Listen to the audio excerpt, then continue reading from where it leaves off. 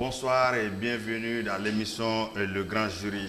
Au Grand Jury, ce soir, nous recevons professeur Al-Kadri Diarra, président de la Commission nationale des droits de l'homme CNDH. Avec lui, nous allons aborder les aspects des droits de l'homme au Mali, les missions de la CNDH et beaucoup d'autres questions. Professeur Diarra, bonsoir. Bonsoir. Et bienvenue chez nous. Merci. Merci d'avoir répondu à notre appel. Merci beaucoup. Voilà. J'espère que vous êtes en famille. Absolument, je suis en famille. Je crois que c'est ma deuxième comparution devant le grand jury. Que je remercie déjà pour l'invitation. Je voulais saluer déjà tous les téléspectateurs de Renouveau TV et Renouveau FM aussi, ceux qui sont à l'audition. Et remercier les membres du jury. Et nous sommes à votre disposition. Merci, professeur Diarra. Avec moi ce soir pour vous interroger, M. Abdraman Keita, directeur de publication du journal Les Témoins. M. Keita, bonsoir. Bonsoir. Ça faisait 2 jours. Oui, ça fait une longue hibernation. Il faut l'appeler comme ça. N'est-ce pas, hein? Oui, puisque nous avons été brisés dans notre ardeur par cette situation que vous connaissez et qui nous a imposé vraiment de recourir à des anciens enregistrements pour entretenir le public. Donc c'est vraiment avec beaucoup de bonheur que nous accueillons notre tout nouveau flambant neuf président de la CNDH qui a accepté de venir répondre aux questions dans la situation que vous connaissez. Comme il l'a si bien dit, ça fait sa deuxième comparution. Il était là une première fois ex-qualité président de l'ordre des médecins. Et voilà, je pense qu'il est dans son indice.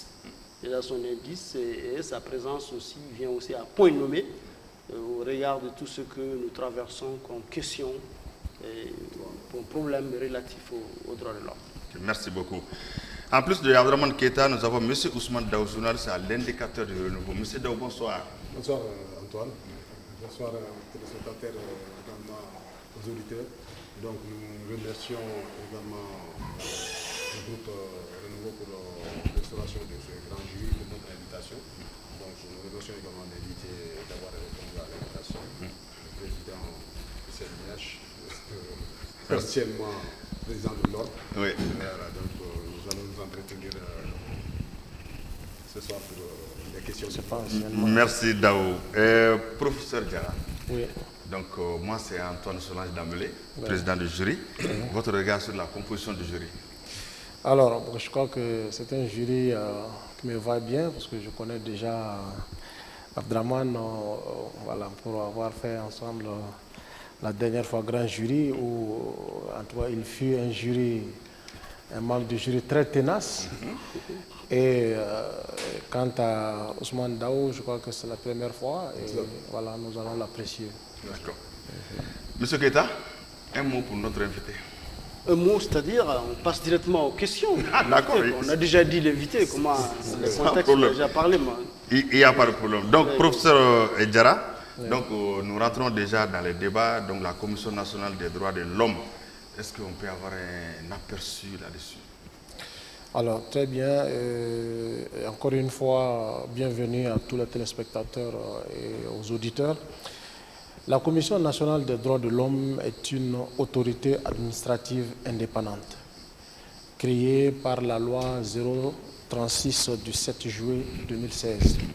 Donc cette loi a permis la création de la Commission nationale des droits de l'homme, qui est une autorité qui est chargée essentiellement de la protection et de la promotion des droits de l'homme, mais aussi de la prévention de tout ce qui est les questions de torture, de traitement inhumain et dégradant. Donc cette commission, évidemment, est chargée, conformément à la loi, par ces missions-là. Et sa composition, c'est 9 commissaires. Et les 9 commissaires sont désignés par les différents regroupements cités dans la loi. Il s'agit de l'ordre des médecins, l'ordre des avocats, l'université Kouroukanfouka, anciennement appelée l'université des sciences juridiques. Il y a aussi le regroupement des leaders religieux, le représentant des organisations de la presse, le représentant des regroupements des femmes, des regroupements des hommes et de la plus grande centrale syndicale, et aussi le regroupement des syndicats de la magistrature. Donc ça fait 9 commissaires. Ces 9 commissaires sont nommés en ce moment-là par décret. Et lorsque le décret est pris, avant d'entrer en fonction, les commissaires sont tenus d'aller prêter serment devant la Cour suprême. Donc le serment est prêté devant la Cour suprême et après la prestation de serment, les commissaires se retrouvent pour mettre en place un bureau constitué de 4 commissaires. Donc le bureau, c'est un président, un vice-président, un rapporteur général et un rapporteur général adjoint. Voilà un peu comment les choses se passent. Et la CNDH, il faut le dire aussi, c'est, comme je l'ai dit, une autorité administrative indépendante et qui aussi doit bénéficier vraiment de l'indépendance dans sa mission. C'est-à-dire nous ne devons pas recevoir d'instructions d'une autorité ou d'un partenaire. Et c'est vraiment le cas. Et cela est matérialisé justement par l'obtention de ce statut A, un statut très fameux pour nous, qui a été obtenu par l'équipe sortante. Comme je l'ai dit, le mandat étant pour 7 ans non renouvelable, l'équipe sortante a pu obtenir ce statut A en mars 2022. Et c'est ce qui prouve clairement que la CNDH au Mali travaille dans le cadre d'une indépendance et vraiment assurée. Et c'est ça le statut A qui respecte en fait les principes de Paris. Monsieur Keita. Oui, effectivement, Monsieur le Président, vous l'avez bien vu, c'est un nouveau président qui vient tout juste de prêter serment, comme les autres membres. C'est pourquoi on aimerait quand même savoir avec quelles ambitions vous venez à la tête de cette organisation, des ambitions nouvelles, bien sûr, et comment mesurez-vous le contexte dans lequel votre mandat intervient? Alors, il faut le dire clairement que nous venons dans un contexte très difficile. Et je crois que la situation des droits de l'homme dans un régime d'exception, comme nous vivons aujourd'hui, est une situation très difficile. Nous savons que tous les regards sont fixés aujourd'hui sur la CNDH, qu'est-ce que la CNDH fait, ce qu'on attend. Il y a beaucoup d'attentes concernant la CNDH et nous sommes conscients de cela. Et c'est pourquoi justement, depuis la prestation de serment le 13 mars jusqu'à maintenant, nous avons voulu réserver un devoir, parce que nouvellement arrivé, il ne faut pas se mettre à... Donc nous étions vraiment en train de travailler en bas par rapport au programme, le projet qu'on va faire et tout ça. Et avec tous les autres commissaires, nous travaillons d'arrache-pied sur ces questions-là et nos missions sont claires. Aujourd'hui, le Mali, comme je l'ai dit, est au statut A. Ça veut dire que la question de défense des droits de l'homme se passe dans une certaine indépendance. Et nous avons l'obligation de faire en sorte que nous puissions maintenir ce statut qui va être évalué déjà l'année prochaine, 2026. Donc ça, c'est une mission importante pour nous. Il faut que nous restons à ce statut A. C'est très important, non seulement pour la CNDH, mais en fait pour tout le Mali. Parce que la CNDH, il faut le dire clairement, c'est la loi qui le dit, la CNDH parle au nom de l'État. Les questions de défense des droits de l'homme, c'est la CNDH qui assure cette mission. Alors, si nous arrivons vraiment à nous maintenir à ce statut A, nous avons d'autres ambitions. Je vais le dire, aujourd'hui, la CNDH n'est représentée que dans 5 régions, plus le district de Bamako, on va dire 6 régions, sur les 19 régions que le Mali connaît. La nouvelle carte administrative donne au Mali 19 régions plus le district de Bamako. Alors que les rapports qui sont produits par la CNDH sont des rapports qui sont transmis à toutes les institutions de la République, au président de la République, et nos rapports font l'objet d'un débat à l'Assemblée nationale, donc on va dire au CNT. Et ce rapport doit être suffisamment exhaustif pour prendre en charge la question des droits de l'homme sur toute l'étendue du territoire. Vous voyez que, puisque nous ne sommes que dans 5 régions, il y a un problème. Donc nos rapports, entre guillemets, vont être des rapports susceptibles de toute critique parce que nous ne couvrons pas tous les pays. Voilà un peu des insuffisances que nous avons et nous avons comme ambition de tout faire pour que dans ce septennat, que nous puissions couvrir tous les pays. Vous relancez ? Il s'agit effectivement de couvrir le pays, mais il s'agit aussi, pour respecter le statut dont vous parlez, de continuer à bénéficier de la crédibilité qui vous a conduit à ce statut-là. C'est ça. Est-ce qu'aujourd'hui, vous avez évoqué vous-même votre devoir d'ingratitude vis-à-vis des autorités qui sont là, parce que est-ce qu'il est possible de rester indépendant, de rester crédible dans le domaine des droits de l'homme aujourd'hui en étant dépendant matériellement et pratiquement exclusivement des autorités qui sont là, puisque jadis, bien naguère encore, vous bénéficiez des apports d'institutions extérieures, d'organismes extérieurs tels qu'il est de Danemark qui ne sont plus dans le pays. Le Mali vient de quitter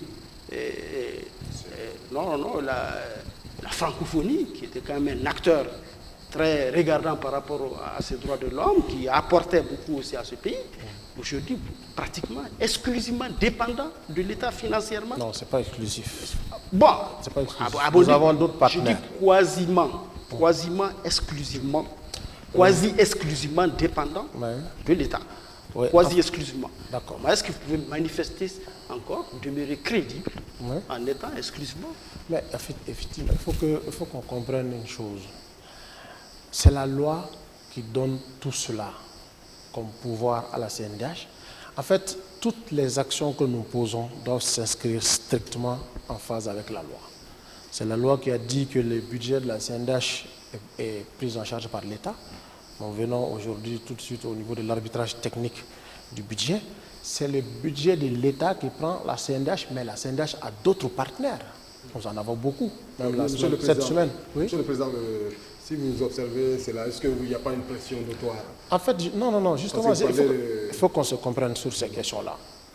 Si quelqu'un, un homme, se laisse influencer par des ressources apportées par un partenaire ou par l'État et se dévier de sa mission, c'est qu'il n'a rien compris.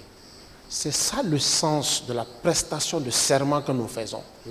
Nous prêtons serment d'accomplir notre mission conformément à la loi dans toute l'indépendance possible. Ce n'est pas parce que l'État nous donne... C'est clair, c'est la loi qui assure cette indépendance et le serment le dit clairement. C'est la théorie. Non, c'est la théorie, mais dans la pratique... L'État se plaint de nous, l'État se plaint de nous parce qu'ils estiment que... Monsieur le Président, nous venons à ça. Nous savons que l'État se plaint de vous parce qu'ils estiment que vous n'êtes pas complètement obéissant. Cela ne veut pas dire que vous ne l'êtes pas. Vous n'êtes pas complètement, totalement obéissant, ne veut pas dire que vous ne l'êtes pas. Mais ce que vous venez de dire, cette indépendance-là, vous venez toujours d'arriver à la tête, ne se reflète pas totalement, de façon un peu souhaitée par les acteurs, par les observateurs des droits de l'homme, dans vos prises de position vis-à-vis de la situation que nous vivons actuellement. Et les situations, vous le connaissez, ce sont des droits politiques aujourd'hui qui sont en cause avec la dissolution, par exemple, des partis politiques. Il est vrai que vous êtes exprimé là-dessus avec un communiqué que nous avons vu, mais après ça, rien vu. En fait, il faut Abdraman, est-ce que je peux parler? Parce que c'est moi qui suis l'invité. Voilà, si tu vous dis tout à ma place, je crois que... En fait, il faut que vous compreniez. Nous, ce n'est pas parce que nous bénéficions des financements de l'État qu'on ne sera pas capable de dire que ça, c'est pas normal. Non, nous agissons conformément à la Constitution, conformément aux lois. Tout ce qui est en dehors de ça, nous, on n'intervient pas. Il faut que ça soit clair et net.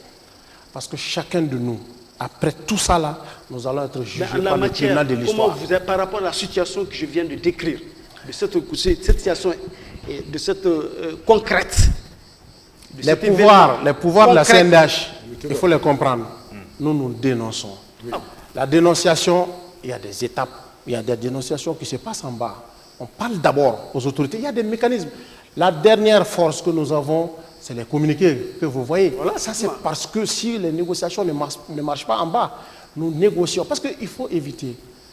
Ce n'est pas une cellule qui ne fait que communiquer, mais finalement, puisque notre dernière arme, c'est le communiquer là. Mais finalement, vous voulez qu'on va passer toute la... Non, sachez que les différentes manières de défendre les droits de l'homme, vous êtes défenseur des droits de l'homme. Chacun de nous, Nous, on a dit, Sauf les que nous, questions, les on ne défenseurs... prête pas serment. Non, ce n'est pas là ça. Il y a une loi sur les défenseurs des droits de l'homme. C'est la loi 2018 qui parle des défenseurs de l'homme. Vous, lui, tout le monde peut être défenseur des droits de l'homme. Et le décret précise les autres procédures.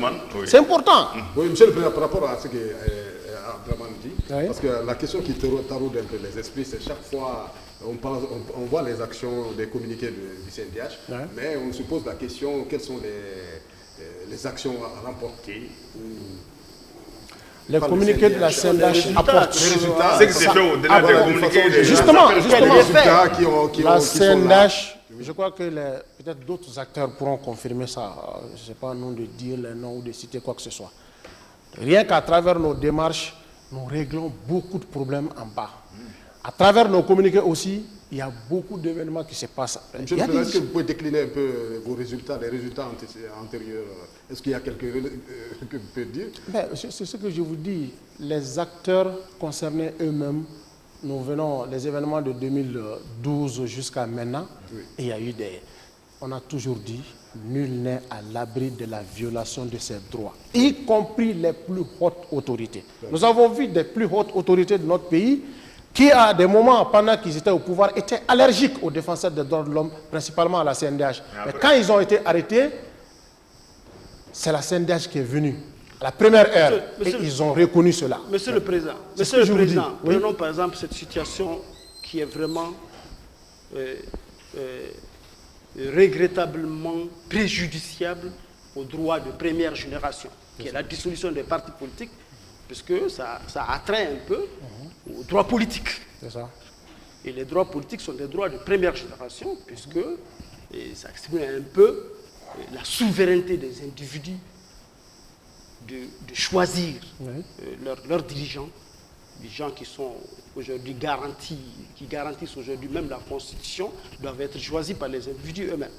Revenons à ça. Est-ce que, avant de prendre les mesures qui sont aujourd'hui en cause, vous, en tant qu'institution, vous avez été consulté par les autorités, comme cela se devrait, puisque vous devez donner votre avis sur les questions qui touchent aux droits de l'homme? Alors, sur cette question spécifiquement, je dois le dire clairement, la CNDH n'a pas été consultée par rapport à la dissolution des partis politiques. Ça, c'est très clair. Nous n'avons pas été consultés. Et comment vous l'appréciez? Non, notre appréciation, nous l'avons fait à travers un communiqué. Je crois qu'il faut lire ce communiqué-là. Vous avez dit dans le ce qu'on va vous dire. Qu'est-ce que vous avez dit dans le Non, je vous rappelle un peu. Nous avons appelé à l'époque à l'apaisement du climat politique. Ah oui, c'est après cela. Effectivement, non, après cela, s'il vous plaît. Pas seulement. Vous avez. Je suis l'invité. On va laisser répondre. Allez-y, donc, c'est après cela que la dissolution est arrivée. Et la dissolution a annoncé qu'il y aura une nouvelle charte des partis politiques. Nous, au niveau de la CNDH, nous n'avons pas d'abord fait des communiqués après la dissolution. Voilà. Non, comme je vous ai dit, notre dernière arme s'appelle le communiqué. Après le communiqué, on va faire quoi? Monsieur le Président, vous pensez nous sommes en train de travailler pour faire en sorte que... Parce que la situation actuelle n'est pas une situation souhaitable. Un pays sans parti politique. Au jour d'aujourd'hui, c'est 0 parti politique au Mali. Ce n'est pas une situation souhaitable, c'est une situation totalement regrettable. Maintenant, qu'est-ce qu'il faut faire pour faire en sorte qu'on puisse avoir rapidement les partis politiques? Le gouvernement même a déjà dit ça, qu'ils vont faire une nouvelle charte des partis politiques et que tous les acteurs vont être consultés sur la question. Nous souhaitons que cela se passe dans la célérité. Il faut que ça se passe dans la diligence. Monsieur le Président, et c'est pour cela... Vous pensez qu'ils reviendront politique? Ou bien ils viendront comment? Ça va être l'événement de 92? La forme de 92 ou bien ça va être la forme politique? C'est quoi la forme de 92? En 92, c'était des forces vives, en fait, de façon globale. Il n'y a pas de parti politique dans un premier temps. Donc, on pense que peut-être cette situation, est-ce que ça va pas bloquer? En fait, il faut qu'on se comprenne très bien. On a dit qu'il y aura une nouvelle charte. Oui. Attendons la nouvelle charte. La nouvelle charte va renaître les partis? Mais évidemment, c'est une nouvelle charte des partis politiques qui va fixer désormais les nouvelles conditions. C'est ce que j'ai compris. Monsieur le Président. Nous, encore une fois, s'il vous plaît, je ne suis pas un défenseur du gouvernement ni de qui que ce soit. On le sait, mais... Je suis un défenseur des droits de l'homme. Ce droit-là peut être vos droits, comme ça peut être le droit de l'État. Mais cela, on veut le voir dans des choses concrètes. C'est pourquoi nous posons des questions. Nous sommes dans le concret. On veut le voir dans les démarches concrètes. Par exemple, je comprends ce que vous dites. Les intentions du gouvernement par rapport aux partis politiques ne sont pas manifestées seulement avec la dissolution des partis. Il y a d'abord une première démarche, un premier acte qui devrait vous intriguer en tant que défenseur de droits, qui a été la suspension d'abord des activités des partis politiques pendant longtemps avant de les lever. C'est après ça, maintenant, après beaucoup de choses, c'est venu avec plusieurs étapes. C'est là d'une certaine intention quand même de confisquer quelque part vraiment les droits politiques dont je parle. Et vous, dans votre communiqué, dans votre communiqué, vous disiez ceci. Vous disiez ceci. L'exercice des droits civiques et politiques constitue l'essence d'un État démocratique respectueux des droits de l'homme. L'exercice. Et aujourd'hui, cet exercice des droits politiques n'existe.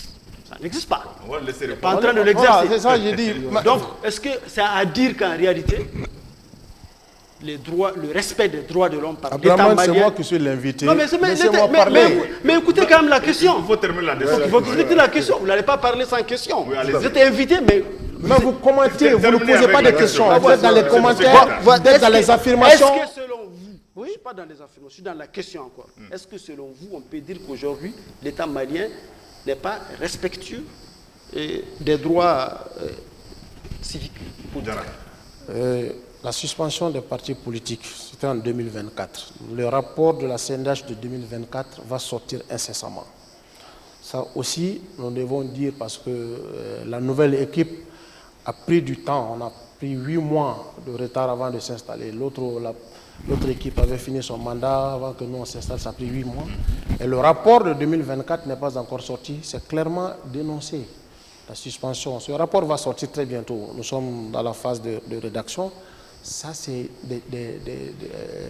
des activités qui se sont passées pendant que nous n'étions pas là, mais nous assumons carrément ce qui s'est passé et nous saluons ces efforts-là. Nous sommes dans la même disposition que l'équipe sortante. C'est d'ailleurs le lieu pour moi de faire un clin d'œil aux anciens présidents de la CNDH et de Aguibo, à Maître Malik, à Maître Kadija. Non, il va répondre sur ça. Voilà, la question précise de Abdraman par rapport au... Je vous ai bien dit que la situation d'aujourd'hui n'est pas une situation souhaitable. La CNDH a tiré la sonnette d'alarme pour qu'on n'en arrive pas là. Mais puisqu'on est là, on doit trouver ensemble les voies et moyens pour sortir de cette situation. Ousmane, c'est cela. Monsieur le Président, au-delà de ces questions politiques de dissolution, moi, la question qui taraude les esprits, c'est votre présidence. Oui. Parce que puisque quand on prend la CNDH, les gens mettent une casquette de juriste. Oui. Pouvez-vous nous expliquer un peu cette situation? Vous pouvez revenir un peu sur la proposition que vous avez dit, mais est-ce que... Votre profil, voilà, votre profil, ça intrigue, quoi. Donc, bon, encore une fois, voilà. Soyons légalistes. Les gens sont dans les sentiments, les pensées, je pense. Non, moi, je ne suis pas dans ça. Qu'est-ce que les textes ont dit? En dehors de ça, vous n'allez pas me trouver. Oui. Les textes ont dit que c'est 9 commissaires. Les mécanismes de désignation de ces 9 commissaires, c'est clairement décrit.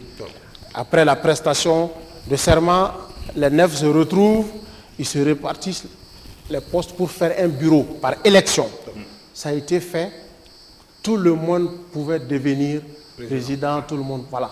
Donc c'est une question de confiance. C'est le lieu pour moi de saluer tous les commissaires de la CNDH qui ont voulu porter leur confiance sur ma porte. Merci, Gérard. Je sais que ça fait couler beaucoup d'encre. Mais non, tout le monde pouvait être président de la CNDH. C'est très clair. Parce qu'on a dit, tout le monde est défenseur des droits de l'homme. Et le premier défenseur des droits de l'homme, c'est le médecin. Les droits fondamentaux de l'homme, c'est le droit à la vie et à la santé. Il faut vivre d'abord pour parler des autres droits. Et ça, c'est le médecin. Professeur Diarra, oui. Tout récemment, le ministre de la Justice a fait savoir que souvent certaines structures extérieures des droits de l'homme font pression sur les dirigeants. Donc, il a même donné des exemples qu'il a reçus après 8000 mails. Oui. Donc, pour faire libérer quelqu'un qui était poursuivi et jugé par la justice malienne. Donc, comment expliquez-vous tous ces problèmes-là? Bien vrai que ce sont des structures extérieures, mais votre appréciation là-dessus? Alors, notre appréciation est claire. Vous savez, C'est pour dire tout simplement, encore une fois, nul n'est à l'abri de la violation de ses droits. Ça, c'est le ministre de la Justice, des droits de l'homme et garde des Sceaux qui estime que lui, ses droits ont été violés. C'est lui qui est le ministre des droits de l'homme. Lui, ses droits ont été violés. Donc, les droits de... Il n'a pas parlé de violation de ses droits, il a parlé de pression. Il a dit ça, s'il vous plaît, Abdraman. Ça, cette déclaration, c'était devant nous. C'était lors de notre... Quand on est parti. C'était la cérémonie qu'il a offert à la comment nouvelle équipe. expliquez-vous cet acharnement de ces structures Il a dit, monsieur le commissaire, monsieur le président, moi-même, mes droits ont été violés. Et voilà, il a mis ses enveloppes. Mais comment voyez-vous ces pressions extérieures-là? En fait, après la déclaration du ministre, nous avons essayé de nous intéresser à la question, de bien comprendre. C'est des mécanismes utilisés par les défenseurs des droits de l'homme à travers le monde pour mettre la pression sur les autorités. Maintenant, comme on le dit, la défense des droits de l'homme, les mécanismes pour arriver à cela doivent s'inscrire dans la légalité. Est-ce qu'envoyer un email est illégal? Ça, c'est une question que peut-être que il vous appartient à vous de répondre.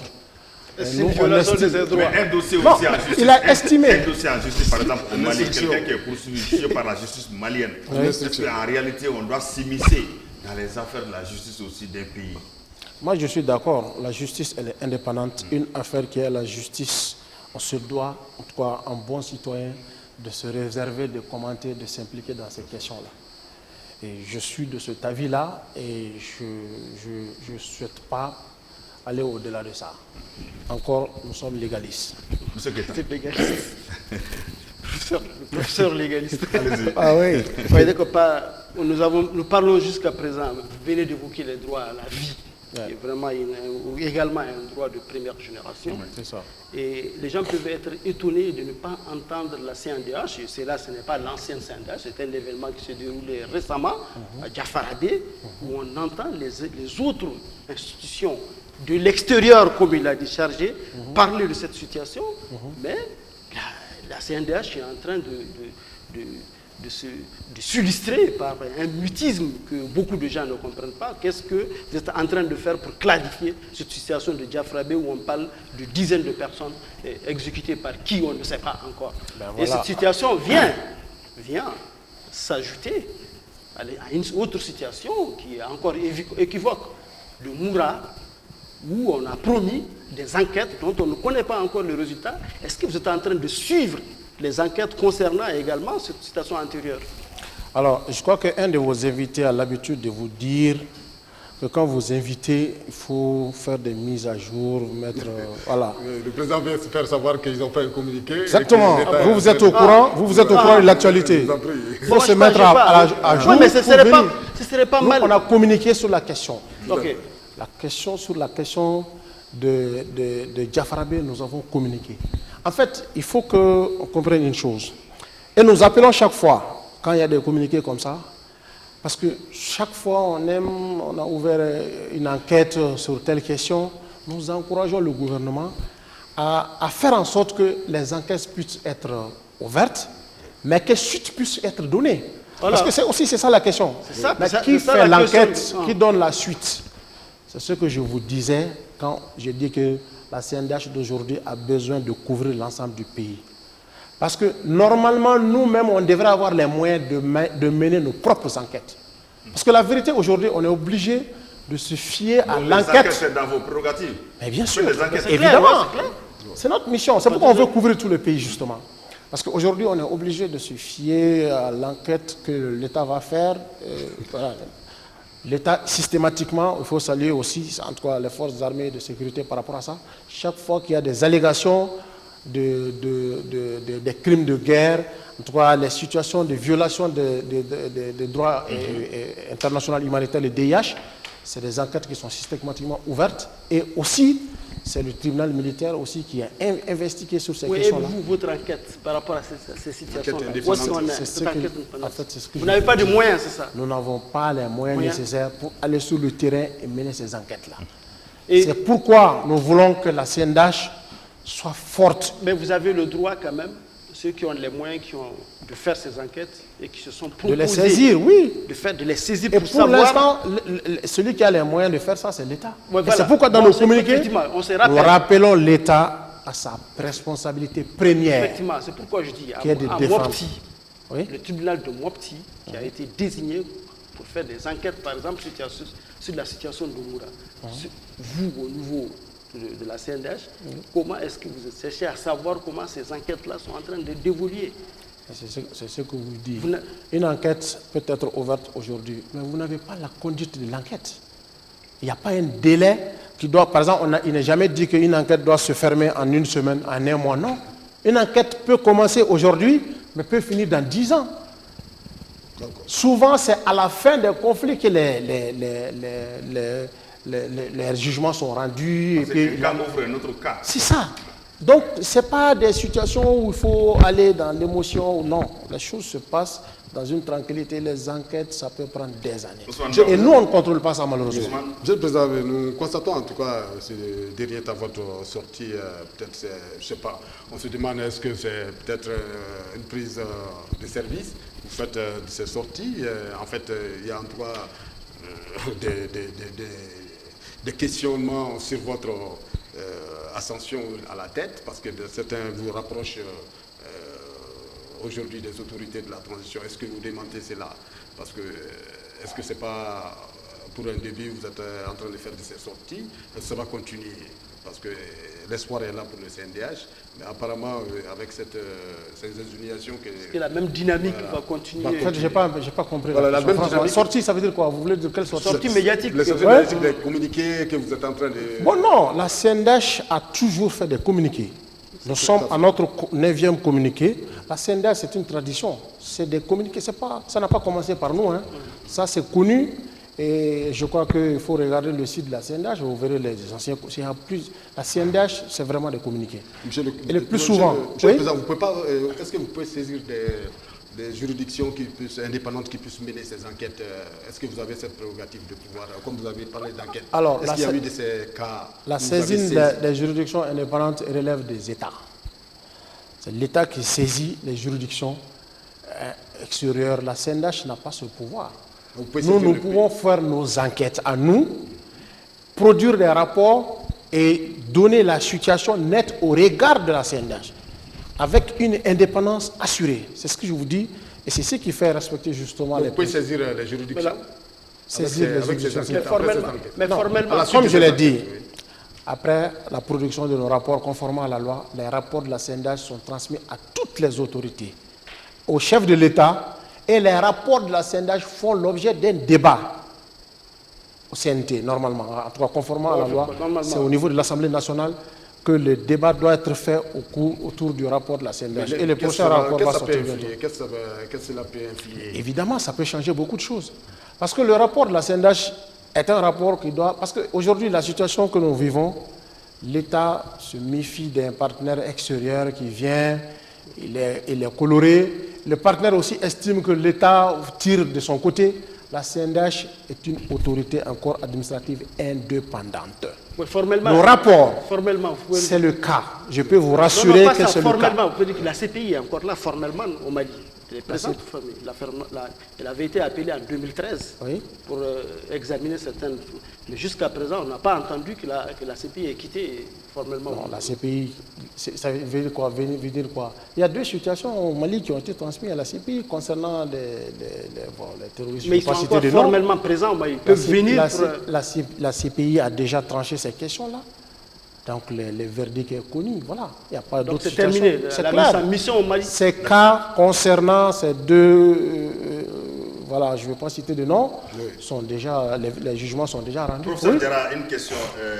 Président de l'Ordre des médecins, vous êtes passé sur le plateau ici, aujourd'hui président de la CNDH. Oui. Vous cumulez les deux fonctions? Alors, c'est une question importante, évidemment, parce que les questions d'incompatibilité ont été traitées et la charge de travail qui est à la CNDH, personnellement, m'a fait faire une délégation de tâches à un des conseillers conformément au règlement intérieur de l'Ordre des médecins Et c'est aujourd'hui le docteur Seydou Sakou qui assure la fonction de présidence par délégation. Donc, naturellement, je suis toujours le président de l'Ordre des médecins. C'est conforme à la loi? Exactement conforme au règlement intérieur de l'Ordre des médecins. Ok, bon. Revenons-en à d'autres formes de droits de l'homme, que vous connaissez bien d'ailleurs. Nous assistons depuis un certain temps à des enlèvements, des arrestations extrajudiciaires, déjà dont on ne connaît pas, même, on ne peut même pas localiser. Ils sont enlevés par qui? Je ne sais pas. Certains parlent de la sécurité d'État qui les détient. En tout cas, ce sont des cas extrajudiciaires. Dans quelle mesure avez-vous le droit d'accéder à ces gens-là qui ne passent pas par les rouages judiciaires pour connaître leur sort? Et ça, vous n'allez pas nous parler de manque de moyens comme dans les autres crises. Ça se déroule ici, à Bamako. Alors, je dois vous dire clairement que cette disposition que vous appelez les enlèvements forcés, évidemment, nous sommes interpellés chaque fois sur la question. Et chaque fois que c'est intervenu, la CNDH s'est mobilisée pour faire en sorte qu'on puisse savoir exactement. Parce que la question qui se pose, et ce que vous suspectez, la preuve matérielle que la personne est détenue là-bas, nous n'avons pas aujourd'hui les moyens de le faire. C'est pourquoi nous faisons des correspondances. Même aujourd'hui, j'ai signé une correspondance concernant des personnes que nous estimons être détenues à ce niveau-là. Même aujourd'hui, on a signé une correspondance tout simplement dans ce sens. C'est pour dire que nous travaillons à cela. En fait, les communiqués, c'est lorsque vraiment nous n'avons pas été écoutés, on va communiquer. Sinon, nous essayons de régler les problèmes. Certains, quand même, ça fait des mois et des mois qu'ils ne sont pas visibles, qu'ils sont quand même détenus, on ne sait pas où. Oui, mais en fait, et dans un pays où il y a des autorités, ça ne peut pas se comprendre que des gens soient détenus pour dire, rappeler à l'État sa responsabilité. Parce que toutes ces personnes qui disparaissent, c'est la responsabilité de l'État. C'est clair. Et c'est pourquoi nous appelons l'État, nous rappelons l'État que cette disparition doit être une situation qui ne doit pas continuer. Il faut faire en sorte que... Nous allons aller vers les dernières questions. Ousmane, sur la population carcérale. Oui. Donc, Monsieur le Président, nous revenons sur les sujets qui font également débat. Parce que quand, à l'écoute de certains anciens détenus, ils parlent de la surpopulation carcérale. À un moment donné, on a créé... qu'un repas a été ouvert dans ce sens. On se pose la question, où en sommes-nous maintenant? Est-ce que jusqu'à présent la situation ne pose pas, puisqu'on voit qu'il y a des détenus qui arrivent de l'autre côté, ça devient un truc de transit. Est-ce qu'il n'y a pas la situation carcérale jusqu'à présent pour Bamako? Voilà une question très importante qui relève de nos sous-commissions, notamment la sous-commission présidée par le commissaire Fainké. La surpopulation carcérale est une réalité. De mon arrivée à maintenant, j'ai visité beaucoup de prisons. Beaucoup de prisons et à tous les niveaux, nous assistons à la surpopulation carcérale. Des gens qui sont détenus sans jugement, des gens qui ont dépassé le délai légal de détention préventive et franchement, nous avons saisi les autorités en tout cas en charge de la question. Ils en sont déjà conscients, ils sont au courant. Et nous avons fait un plaidoyer pour qu'on puisse faire en sorte que ces prisons-là puissent être décongestionnées. Alors, l'espoir, c'est quoi? Parce qu'il faut saluer peut-être certaines actions. Le nouveau code pénal et le code de procédure pénale du 13 décembre 2024 va apporter certainement des éléments qui vont, en tout cas nous espérons, qui vont faire en sorte que cette surpopulation carcérale va être probablement évitée, mais en essayant de traiter la situation de ceux qui sont déjà dans les prisons. Sur ce point, est-ce que la situation du nouveau code pénal, on ne sent pas, parce que les mandats de dépôt continuent à puller? Non, son application n'a pas commencé. L'application c'est normalement juin. Voilà, je crois qu'on va dire dans quelques jours. Oui. C'est son application qui va commencer je crois que dans quelques jours, on va dire. Oui. Donc, quant à la question de la surpopulation carcérale, nous sommes totalement d'accord avec vous. Les prisons sont remplies. Et franchement, C'est une situation inacceptable que nous avons dénoncée à travers des communiqués. Parmi les 9 communiqués que nous avons signés, je crois que... Mais est-ce que vous faites d'autres actions dans les prisons? Parce qu'à un moment, on avait vu la CNDH apporter des ventilateurs, des humidificateurs, tout ça. Bon, s'il y a d'autres actions pour l'instant, depuis notre arrivée, nous n'avons pas posé d'action dans ce sens. Nous sommes en train de faire le tour pour nous imprégner de la situation et pouvoir apporter... À Bangui, à travers le Mali? Oui, à travers le Mali. Moi, j'ai fait des missions à l'intérieur déjà. Et à Bamako, Kenyoroba, je suis allé... Monsieur le Président, à Kenyoroba, vous avez été là-bas. Est-ce que les conditions sont les mêmes? Les conditions sont améliorées là-bas? Est-ce qu'il y a cette question de surpopulation? La surpopulation carcérale est une réalité même à Kenyoroba. Ça, il faut le dire, c'est très clair. Et personnellement, j'y ai été et vraiment... D'accord. Monsieur Keita. Moi, j'ai une question à 2 étages. Et ça concerne vraiment son domaine. Parce que c'est quand même On va restreindre un peu le temps. C'est le domaine des droits humains, des droits socio-économiques. D'accord. Et vous êtes sans savoir quand vous n'êtes pas sans savoir, en écoutant par exemple le Premier ministre lorsqu'il présentait son PAG, programme d'action, on a l'impression qu'en réalité cette crise que nous connaissons n'a pas eu d'effet socio-économique sur les gens, puisqu'on n'entend jamais parler de ces déplacés massifs que vous connaissez, de ces fermetures d'écoles qui privent d'accès à l'éducation des milliers d'enfants, de ces fermetures, du non-accès de certaines populations à la santé. Vous êtes du domaine de la santé, vous en savez quelque chose. Et c'est dans ces conditions que la plupart des partenaires extérieurs, des ONG, ont été contraints de quitter le pays. Est-ce que vous ne pensez pas que c'est une forme d'atteinte à ces droits socio-économiques que d'entretenir cette situation sans alternative? Alors, je crois dire que la situation des déplacés est une situation regrettable. D'abord, il faut comprendre la situation même de notre pays. Il y a vraiment des difficultés sur lesquelles nous n'allons pas faire tout le monde est unanime là-dessus. Mais la situation des déplacés n'est pas une situation nouvelle. Elle est là depuis longtemps. Et je crois, en tout cas, de notre arrivée à maintenant, nous n'avons pas fait, il faut le dire franchement, nous n'avons pas fait de visite spécifique au niveau de ces lieux-là. Mais les informations que nous recevons par-ci, par-là, et je crois que la situation n'est pas en train de s'aggraver. La situation des déplacés n'est pas en train de s'aggraver.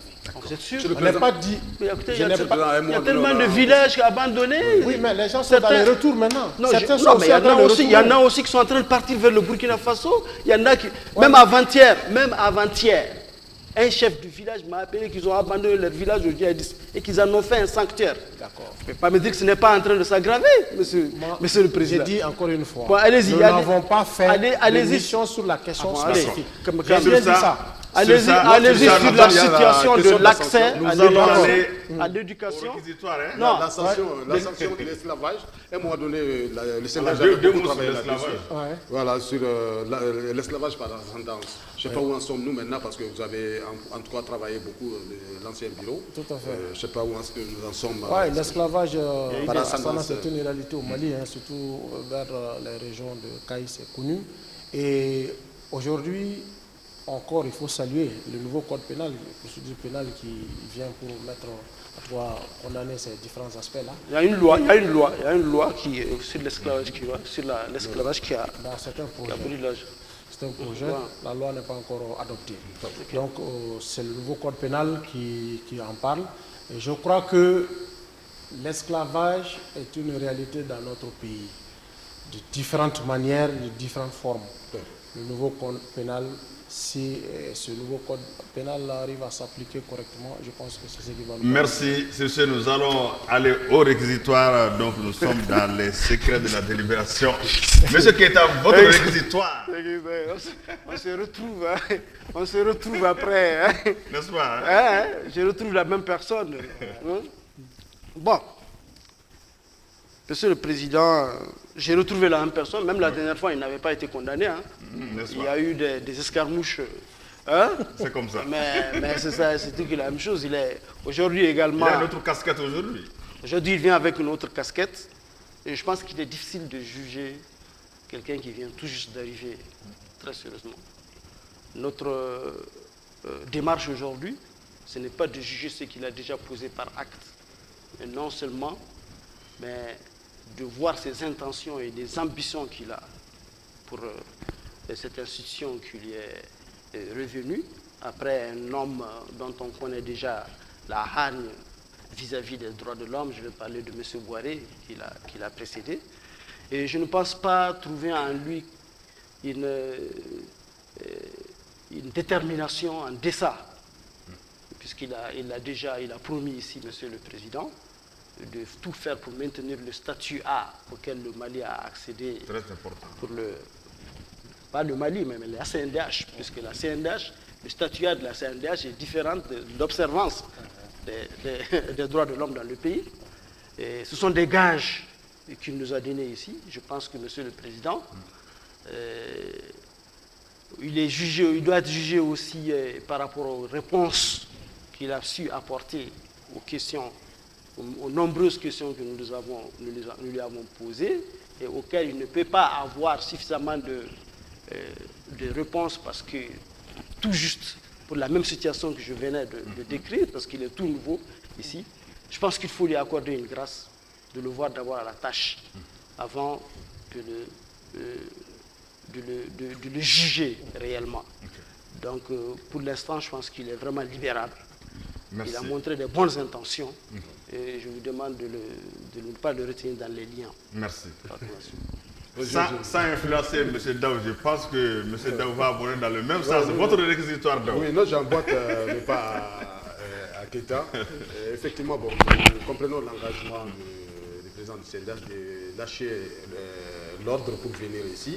Ce n'est pas chose aisée. Je pensais qu'à la place d'autres ne viendront pas. Mais on a constaté quand même qu'il a la hargne de pouvoir monter plus haut que le président sortant. Donc je crois qu'en tout cas les ambitions sont là et je crois que les plans d'action poursuivent. Et en tout cas ce qui a à conseiller, c'est que les yeux sont braqués au CNDH aujourd'hui. Il n'y a aucun autre mécanisme auquel les Maliens peuvent se fier pour recouvrir les droits. Donc c'est l'espoir qui est agité en vous. Donc les Maliens comptent sur vous. C'est vrai, on a posé la question du médecin, mais bon, il a pu s'en sortir sur tout ce débat. Vous demandez sa libération? Oui, je demande la libération. Merci bien, professeur Al-Kadri Dara. Donc vous avez attendu les réquisitoires. Donc vraiment, le jury décide de vous libérer. Le Mali a besoin de vous. Merci. Vous êtes libre. Merci. Et vous avez les derniers mots. Merci aux membres du jury. Merci. Et merci à vous, Monsieur le Président du jury. Et franchement, cet exercice que le nouveau a instauré depuis quelques années, franchement, est un exercice salutaire. Et je crois que il faut encourager des actions de ce genre. En tout cas, personnellement, je suis très ravi d'être convoqué à ce jury aujourd'hui, parce qu'on avait déjà, voilà, ce jury nous attendait depuis longtemps. Et je crois que nous en sommes au terme d'un débat, à mon avis, qui a été très constructif. Et moi, j'ai beaucoup apprécié la démarche des membres du jury, personnellement, principalement de vous-même, Président. Et merci à vous, les membres du jury, aux téléspectateurs. C'est l'occasion pour nous, chaque fois, traditionnellement, de présenter nos excuses, parce que, vous savez, la nature humaine, on peut vexer les gens, on peut dire des propos souvent qui peuvent faire mal sans que ça ne vienne de l'intention. Donc, si c'est le cas, nos excuses à tous les téléspectateurs. Notre volonté n'est pas du tout de faire mal à quelqu'un. Nous vous remercions. Merci, professeur Dara. Merci aux deux mousquetaires poignards. Merci Keita, merci Daou. Donc, chers téléspectateurs, c'est la fin de cette émission Grand Jury. Nous avions comme invité ce soir professeur Al-Kadri Dara, président de la Commission nationale des droits de l'homme. À la réalisation aujourd'hui, Désiré Dako, au son Batoma Kane, sous la supervision de la direction. Nous vous donnons rendez-vous pour un autre numéro du Grand Jury. Merci et à très bientôt. Garage H2A Motors, mobili toleri ko ni peinture ko jigiya fara sabu garage H2A Motors n'a mɛn ni baarakɛminɛw ye fɛn mabɔ minnu kɔfɛ toleri ani peinture ko kɛcogo ɲuman kama ka mobili toleri kɛ k'a nugu ka sɔrɔ ka peinture k'a la ɲɛ min ka di aw ye. H2A Motors baarakɛlaw bɛ baara ɲɛdɔn wa baara bɛ kɛ ni sɛbɛ ye a daminɛ fɔ a laban. A ye na H2A Motors la a y'u ka sariya Sotuba clinique Amérique kɛrɛfɛ mètre 100 ɲɔgɔn na walima ka téléphone ci 76 20 79 79 walima 76 49 12 33 garage H2A Motors mobile toleri na peinture ko la wasa dado.